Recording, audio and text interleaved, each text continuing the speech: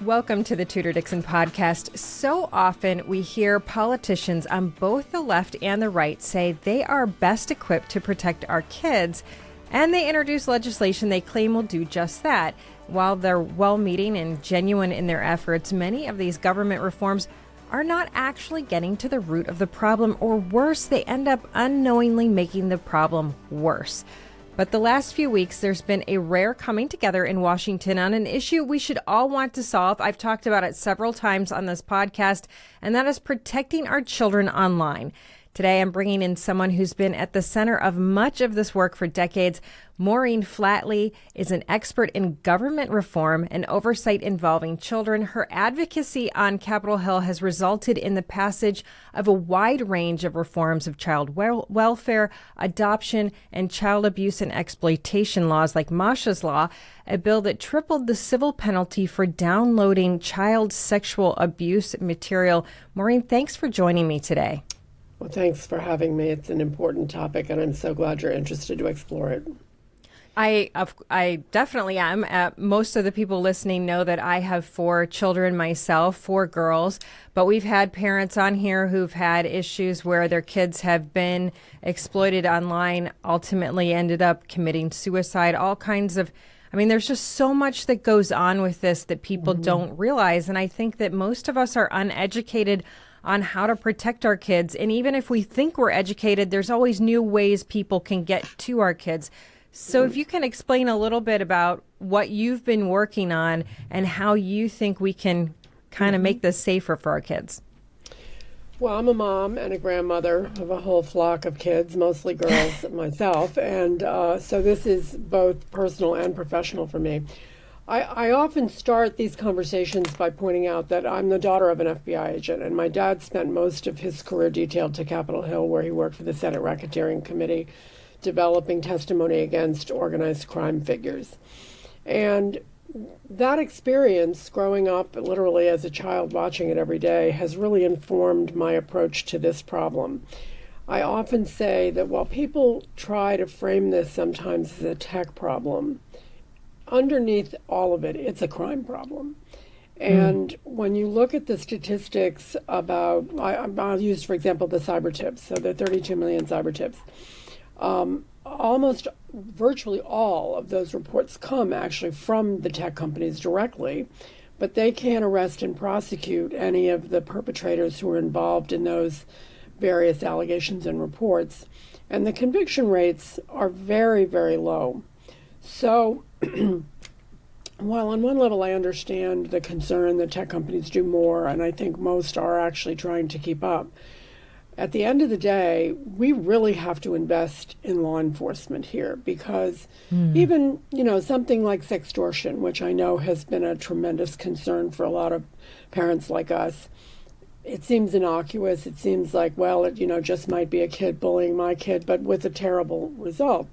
But there are rings, international rings of sextortionists who have over many years covered 20 and 30 countries with very deliberate efforts to exploit kids. So we're never going to get ahead of this problem if we don't invest in the law enforcement side of this. And unfortunately, the PROTECT Act, which was passed in 2008, was a virtually perfect response to the problem.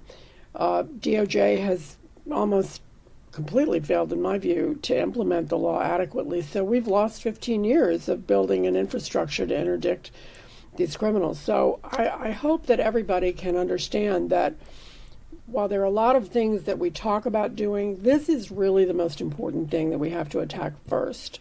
Well, let's dig into that a little bit, because in Michigan, I know we really have one main crime lab in the entire state. So any type of sexual assault or any rape kit, anything like that, goes through one crime lab in the entire state. And this was because this community, it wasn't a statewide decision. It was the community that decided to put all of their money into this crime lab.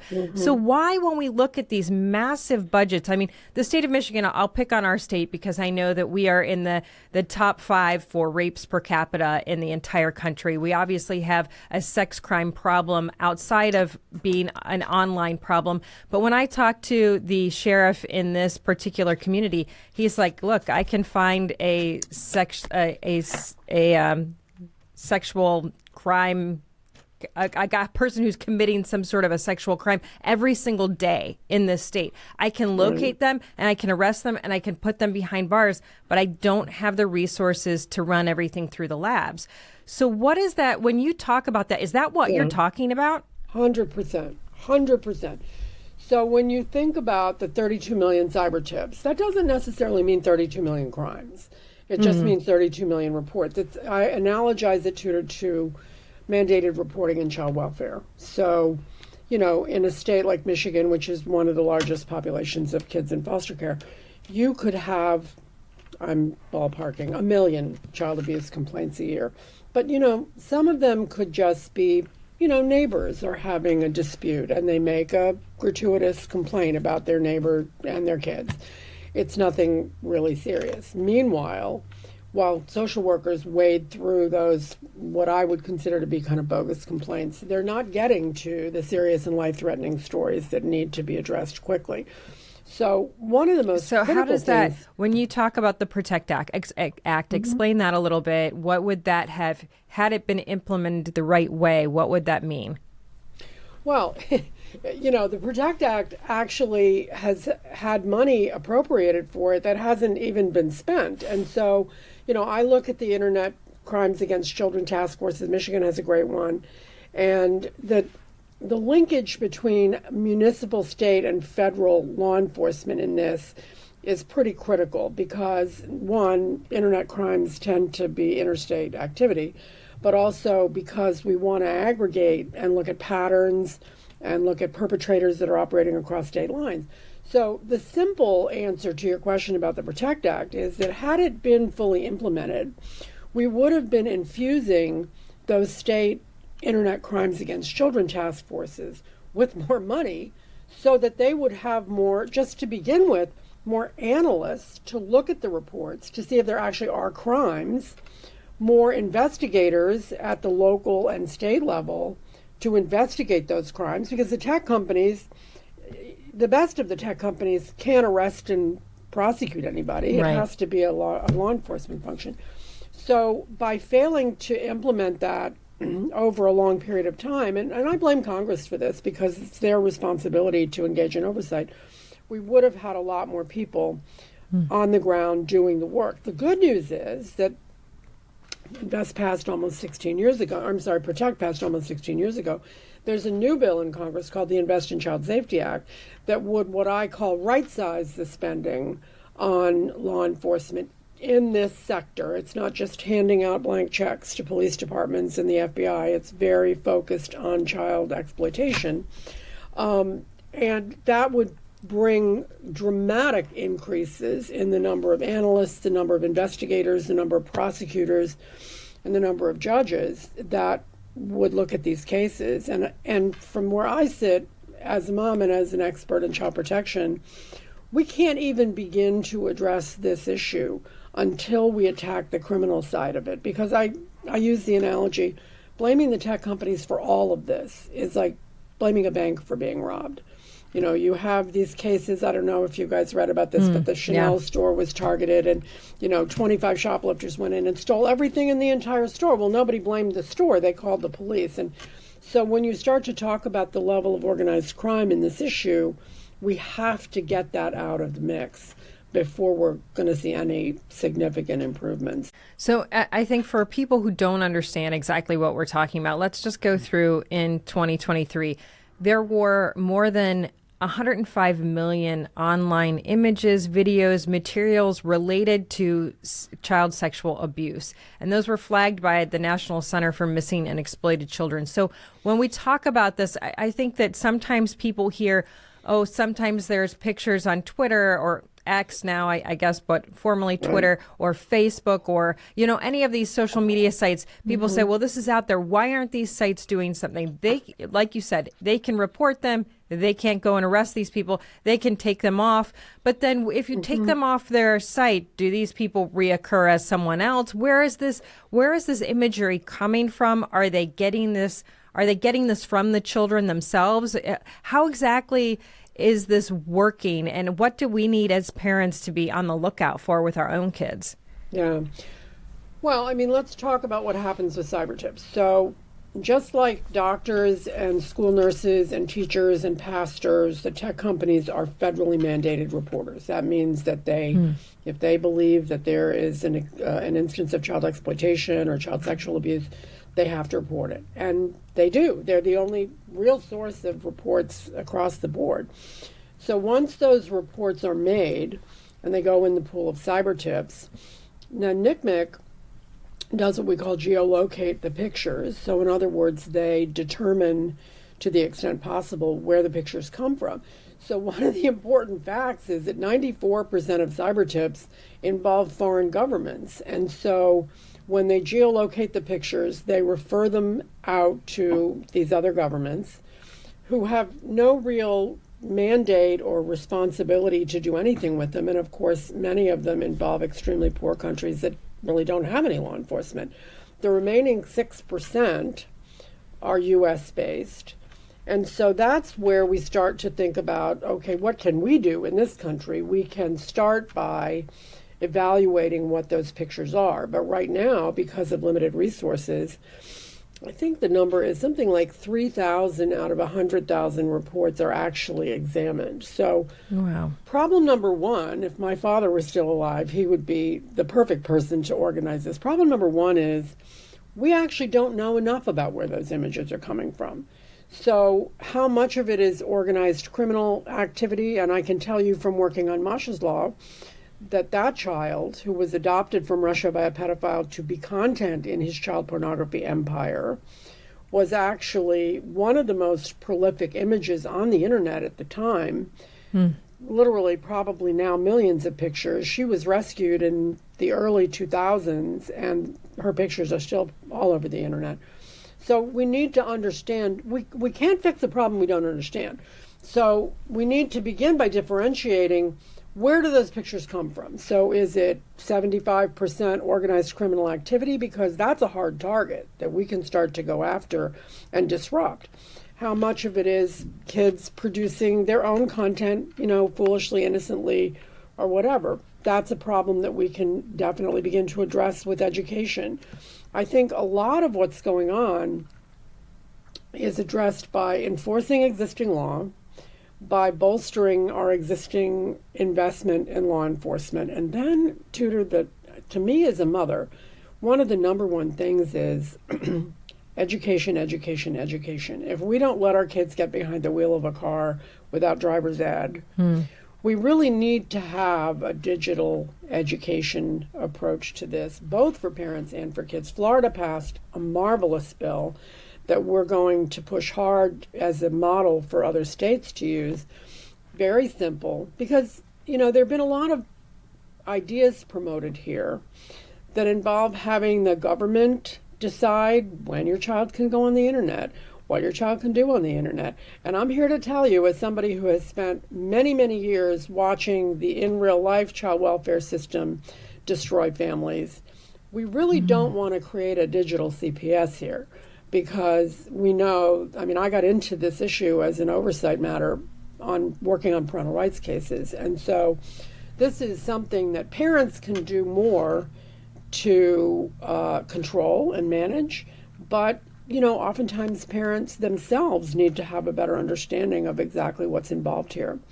So I think a little bit less government involvement in a way is probably better, but we have to have the law enforcement piece of it at the front end, because it's sort of like some of the proposals that have been made involve way down the road, after the fact, after the damage has been done, tinkering with various tech rules with victims' access to civil justice, and victims can sue their perpetrators now.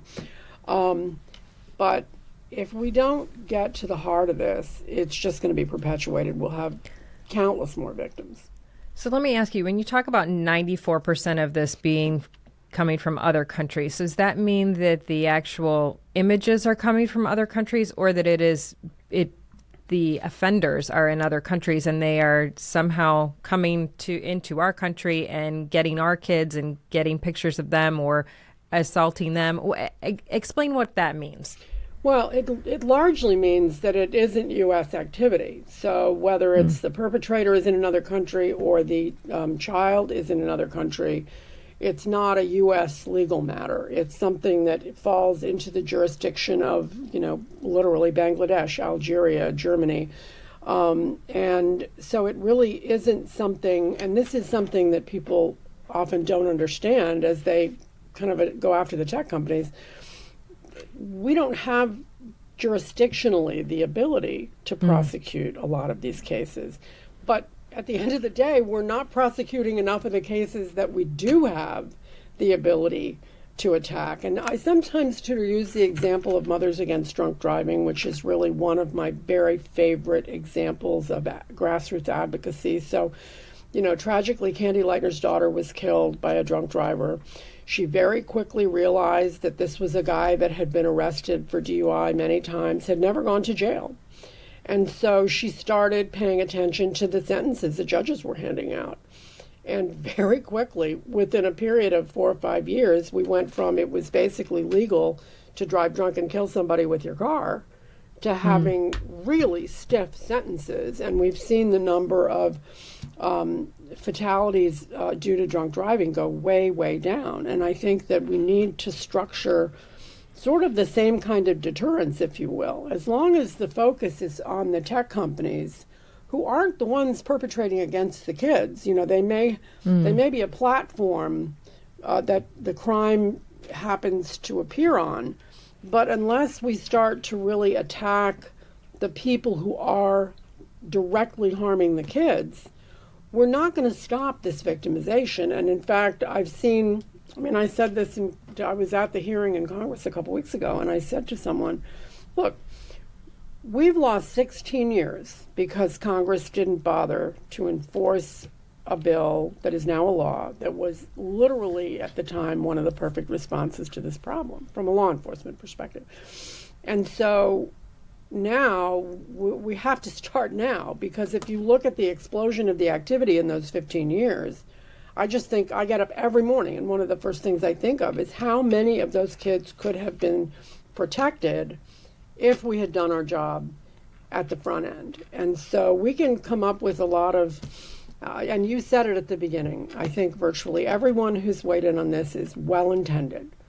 But the question is how much do they understand how this process, this problem plays out, and what really constitutes a deterrent? Well, and I think we've become a society that wants to have a person or an entity to hold accountable. And that's where we see these hearings. They get a lot of play because there's always these statements that come out and then they travel on the social media platforms. And we're like, yes, that's the person we want to have pay for this. But we had an interesting story here in Michigan. In the Upper Peninsula, a young man, I think he was 16 or 17 years old, and he went... And this was a young man who was on the football team, had everything going for him, ended up having this extortion happen to him at night where these guys, I think it was from Nigeria, they went after him. They posed as a girl. The parents were actually able to extradite them.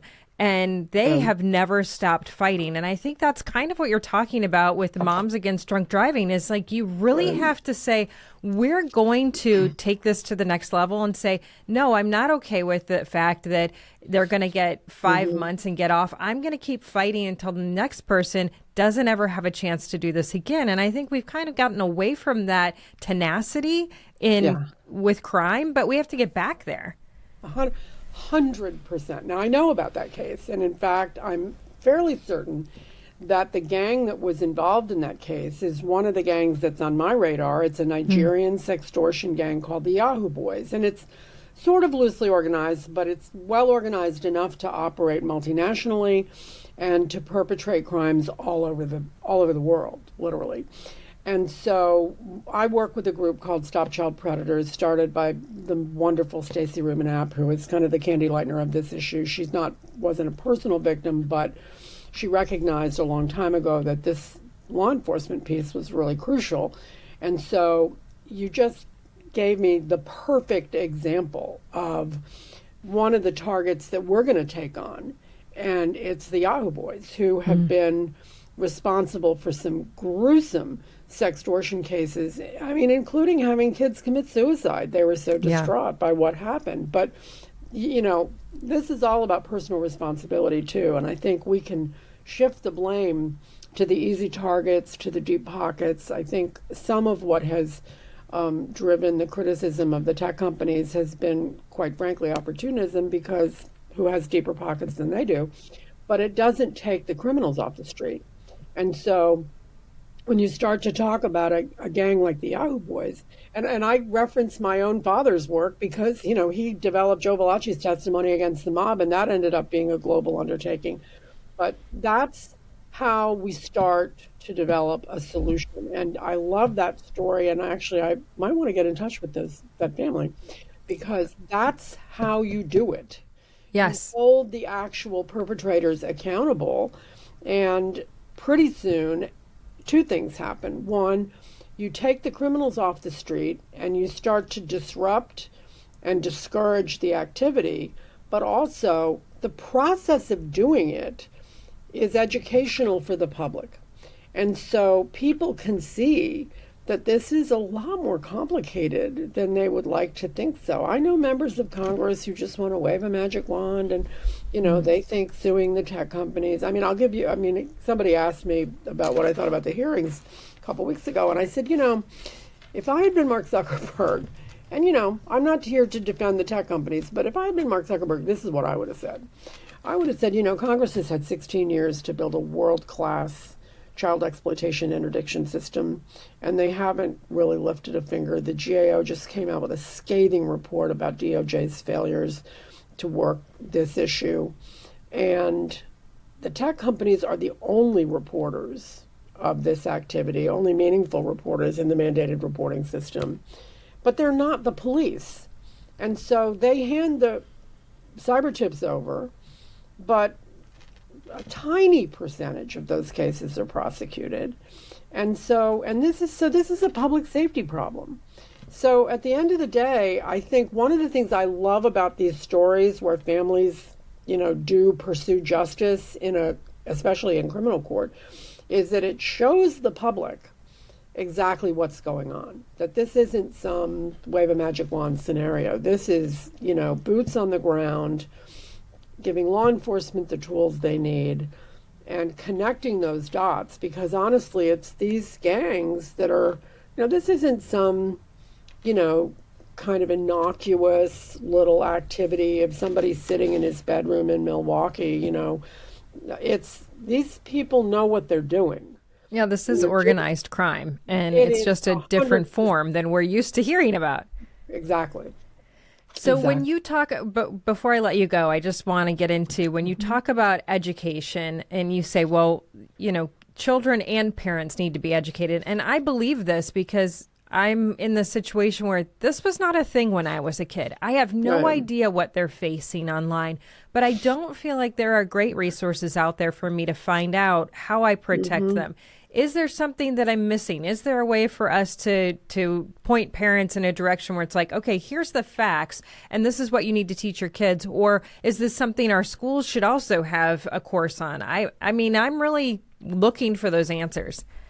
Well, certainly working with Stop Child Predators and our partner organizations, the number one thing that we feel we can do is to develop those educational materials. And so do I think it should be a course in school? You betcha. I think, as I said, there was a bill in Florida that was passed on a bipartisan basis that we are absolutely distributing to other states to talk to them about. This is a very simple, basic, useful tool for kids in school. But then also we're looking to partner with national parents organizations, foster parents, for instance. I'm a junior league member, to make sure that we can distribute just some basic educational material to parents. I mean, I'm probably old enough to at least be your mother, if not your nana. And I think when I look at how the internet has played out as a thing in my lifetime, but also during the span of my work in this area, the thing that I also try to remind people of is that technology has done a lot of really good things for kids. So it's helping us locate kids abducted from Ukraine by the Russians. It's helping us find adoptive families for kids in foster care. I can go on all day long about how great technology is. But, it's a little bit of common sense. You wouldn't let your 12-year-old drive to the mall by themselves and just wander around. And, my 12-year-old granddaughter doesn't go on her iPad without, some real boundaries from my daughter. So I think we have to help everybody get a better grasp of what this is really about, and how, it's sort of one thing to have your granddaughter, I'm speaking from personal experience, sit on your boat watching Coco Lemon while she takes a nap, or Melon. And it's another thing to just let kids have unfettered access. So I feel like we are moving in the right direction, but I think we need to focus on two really important things: the criminals that are doing this, and then helping families understand how much control they have over this, how they can protect their own kids. As I said earlier, I just think that the government makes a terrible parent. There are thousands of foster children who can speak to that on any given day. And so I really feel like the solutions need to come from families. I think there's a different level, too, that we didn't talk about. And it's not a safety thing, but when you talk about this, it just reminded me, I have a daughter in high school, and they obviously, the kids text back and forth. But then if they get mad at one another for any reason, I mean, the most sensitive reason whatsoever, or break up with a girlfriend or a boyfriend, they immediately block that person. And I took my girls aside the other day and I said, look, don't do that. I don't care how angry you are with someone. You don't know what you do to them in that moment. If you cut them off completely, they have no access to you. They can't have a conversation. I know that you guys have this different technology, and that wasn't my story as a kid, but these are just like, there are etiquette tips that we didn't have to think about when we were young, and now life has changed. I'm so glad you said that, and maybe we should do a whole other show about this, because I think that part of what has fueled a lot of, first of all, the whole issue of mental health in kids, technology is not the problem. The rest of life in a lot of kids' lives is the problem. But, the way that social media, and I'm sure we've both done this, but social media has a way of amplifying and sharpening communication, oftentimes not in a good way. I know I've been guilty of doing this myself. So, part of this is how we communicate with each other and how we treat each other. And I think it's actually a really big teachable moment for kids. People ask me about bullying all the time, and I'm like, look, technology is not going to stop bullying, and bullying will move wherever kids. I'm 75 years old. I'm sure there was bullying. All the nuns in my school probably wouldn't stand for it, but there was bullying going on in the 50s and 60s, and when my kids were growing up in the 70s and 80s, and the grandchildren now, it's a human thing. It's not a technology thing. Right. And I think that technology, though, gives us an opportunity to maybe use technology more constructively and more compassionately. And to your point, when I hear these heart-wrenching stories about kids committing suicide because they felt rejected, wow, sometimes the answers are really simple. And you just raised, I think, an extremely important point. But honestly, it's one of those things where if you're not having that conversation with your kids, my daughter was like, I can't believe this happened. We had this conversation, then she blocked me, and I haven't spoken to her since. Right. And I was like, how often does that happen? Oh, this is how the kids do it all the time now. Then my 7th grader chimes in, and I said, you know what? That can feel like it's a forever thing in that moment. And you guys need to understand how that makes someone else feel. Don't ever do that. But I would never have known had we not had that conversation. So it's kind of one of those things. We could talk about this, and we should, because we should talk about all of those factors. And that should go into that material of how to talk to your kids about technology. Yeah. And being a good person. I have a dear friend who has a big foster care program, and his tagline is be a good person. And, I think sometimes we lose sight of that, and technology has a way of sort of amplifying things sometimes. And I think we probably have both, because I think we're both into a lot of stuff policy-wise. It just keeps throwing stuff at you. And it can be overwhelming even for an adult. And sometimes you do want to just turn that thing off, whatever it is, but that isn't necessarily the best way to work through conflict in a moment. So, I keep finding that no matter what the subject is, it seems like better to handle it in society than try to make government create some rule or law around it. Amen, sister, because the biggest concern that I have right now is that we have the government weighing in with a lot of knee-jerk ideas, and I'm sure that a lot of them are well-intended. But as I think we all know, the government is not the answer to everything, and sometimes the government creates a lot of unintended consequences. I'll just leave you with one thought, because I think Michigan's involved with it. A lot of the state attorneys general are suing Meta right now for all kinds of perceived, harm to children. But what I found, I literally laughed out loud when I heard about the lawsuit, because almost every single one of those states has been sued for their own horrid child welfare outcomes. And so kids dying in foster care, kids being lost in foster care, infant mortality rates off the charts. So let's not kid ourselves. This really isn't a technology problem. This is kind of a human problem. Yeah. And I think it's up to us to attack it, and preferably together, because I think that we're all learning a lot from each other, and I think that that's the way you get things done. Well, this has been great. I've learned a lot today. I appreciate you taking the time to talk to me about it. And pleasure. If there's anything that you can point us to, let me know. We'd love to share that with our audience. And if you have those materials, let's get them out there. I will be delighted to stay in touch. I've really enjoyed this. Me too. Well, Maureen, it was wonderful having you. Thank you. Anytime. And thank you all for joining us on the Tudor Dixon Podcast for this episode and others. Go to TudorDixonPodcast.com. You can subscribe right there, or head over to the iHeartRadio app, Apple Podcasts, or wherever you get your podcasts, and join us next time on the Tudor Dixon Podcast. Have a blessed day.